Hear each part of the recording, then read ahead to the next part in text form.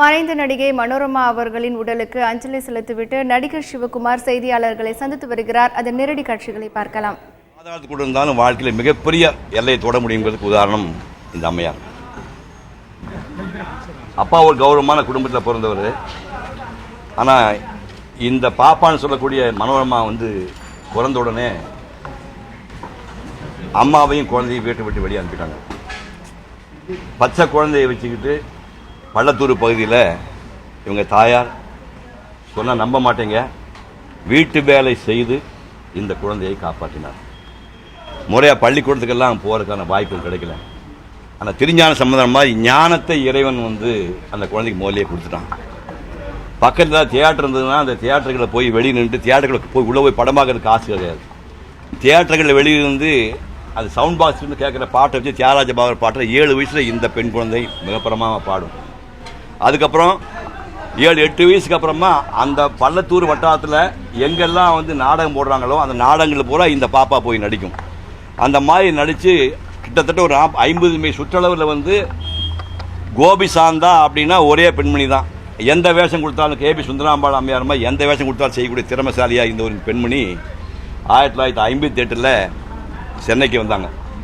சென்னைக்கு டிஆர் மகாலிங்கம் மைனாவதி நடித்த படம், கவியரசு கண்ணதாசன் அவர்கள் உருவாக்கின படம் மாலையிட்ட மங்கைன்னு. அந்த படத்தில் காக்கா ராதாசன் கூட ஒரு காமெடி வேஷத்துக்கு கவிஞர் கண்ணதாசன் அவர்கள் நடிக்க சொல்கிறார். இப்போ சொல்கிறாங்க, எனக்கு காமெடி வராதுங்களே, நான் ஹீரோயினாக நாடகங்கள் பண்ணுவேன். அது பரவாயில்ல, நீ ஒன்று ஞாபகம் வச்சுக்க, கதாநாயகியாக நடிக்கிறவங்களுக்கு ஆயுள் ரொம்ப குறைவு, 5 வருஷம் அதிகமாக 10 வருஷம். நீ காமெடி ரோல் பண்ண போகிற, சிரஞ்சீவியாக இருப்பேன்னு கண்ணதாசன் வாழ்த்தியதால் 1300 படம் தாண்டி சிரஞ்சீவியாக நேற்று வரைக்கும் ஆரோக்கியமாக இருந்த ஒரு பெண்மணி.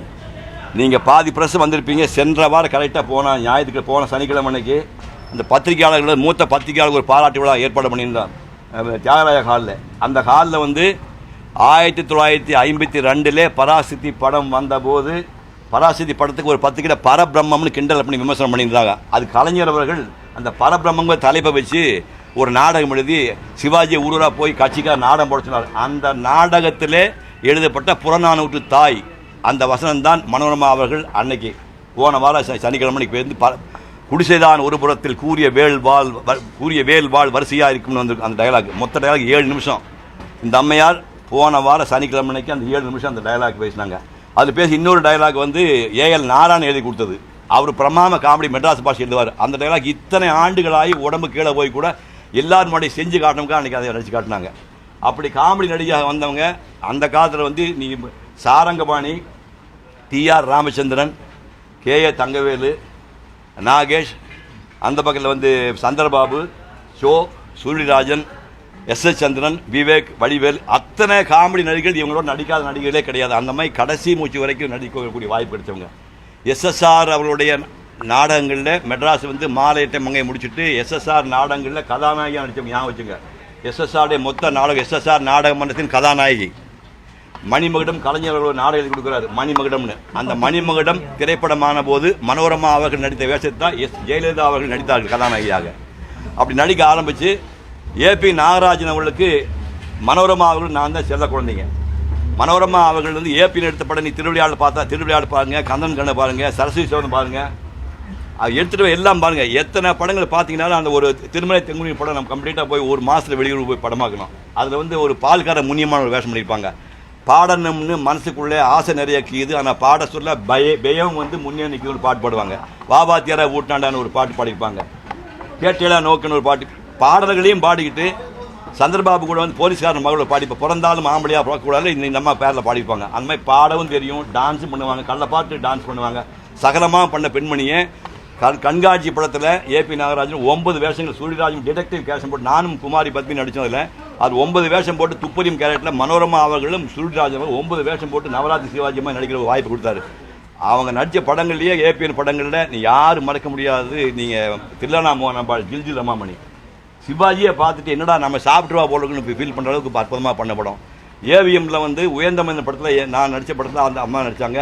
கிளைமாக்ஸில் விகே ராமசாமி ஜோடி அந்த அம்மா நடிச்சிருப்பாங்க. ஏவிஎம் நடித்த படம் பாட்டி சுலை தட்டாத சரித்திரம் படைத்த படம். அந்த பாட்டி சுலை தட்டாத படத்தை நடிப்புக்கு இலக்கணம் வகுத்தாக சொல்லப்பட்ட பானுமதி அண்ணா அவர்கள் நடிப்புக்கு இலக்கணம் வகுத்தாக சொன்ன பானுமதி அவர்கள் அந்த பாட்டி சொல்லி தட்டாத படத்தை தெலுங்கில் பண்ணான்னு பார்த்து மனோரமாவை போல் நான் நடிக்க முடியாதுட்டாங்க. மனோரமாவை போல் நடிக்க முடியாது சொன்னாங்க. அப்படி ஒரு அற்புதமான ஒரு பெண்மணி. பாலச்சந்திரனுடைய துவக்கால படங்கள் பண்ணாங்க. அதை விட பிரமாம விஷயம் பண்ணது இப்போ பாப்புலர் கதாநாயகி நாடகங்களில் போடணும்னு சொல்லிட்டு எதிர்நீச்சல் நாடகத்தில் சவுகா ஜானியை பட்டுமாய் வேஷம் கொடுத்தாங்க. நவகிரகம் நாடகத்திலே மனோரமா அவர்களை முக்கியமான நாகேஷ்க்கு ஆப்போசிட்டில் கேப் கொடுத்து பிரமாதம் பண்ணி துரதிருஷ்டவசமாக படம் எடுக்கப்பட்ட போது அந்த ரோல் அவங்க பண்ண முடியாமல் ராகினி பண்ணாங்க. அந்த மாதிரி ஆரம்பித்து முக்தா சீனிவாசன் பக்கத்து வீட்டில் இருக்கா. முக்தா சீனிவாசன் படங்களை பர்மனெண்ட் அவங்க தான். ஹீரோக்கள் மாறிட்டே இருப்பாங்க, ஹீரோயின் மாறிட்டே இருப்பாங்க. ஆனால் முக்தா சீனிவாசன் அவர்கள் படத்தில் பர்மனெண்ட்டாக மனோரமா இருப்பாங்க. அந்த படத்தில் ஆல்மோஸ்ட் எல்லா படத்தையும் ஷோசார் வசனம் எழுதியிருப்பார். ஷோசார் ஜோடி அனுப்பிச்சிருக்காங்க. ஷோசார் வந்து டைரக்ட் பண்ண யாருக்கும் வெட்கமில்லை படத்தை மைசூரில் ஷூட் பண்ணோம். மைசூரில் ஷூட் பண்ணும்போது ஜெயலலிதா அவர்கள் கதாநாயகி 4 வக்கீலை பண்ணுவேன். அம்மா வந்து அதை ஒரு பண்ணாங்க, ஒரு கேரக்டர் பண்ணுவாங்க. இந்த மாதிரி இந்த நெடிய காலத்தில் பார்த்தீங்கன்னா சிவாஜி அவர்கள் எம்ஜிஆர் அவர்கள் கதாநாயகனாக எந்தளவுக்கு உச்சம் தொட்டார்களோ அதுபோல நகைச்சுவையிலே உலகளவிலே மனோரமா அவர்களைப் போல இவ்வளவு வேஷங்கள் பண்ண நடிகையே இல்லை, இனிமேல் இருக்க போவதில்லை.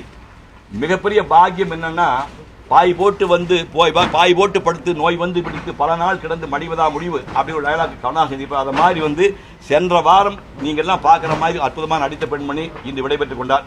அந்த இடம் எப்பவும் காலியாகட்டும், அவர் ஆத்மா சாந்தி அடையட்டும்.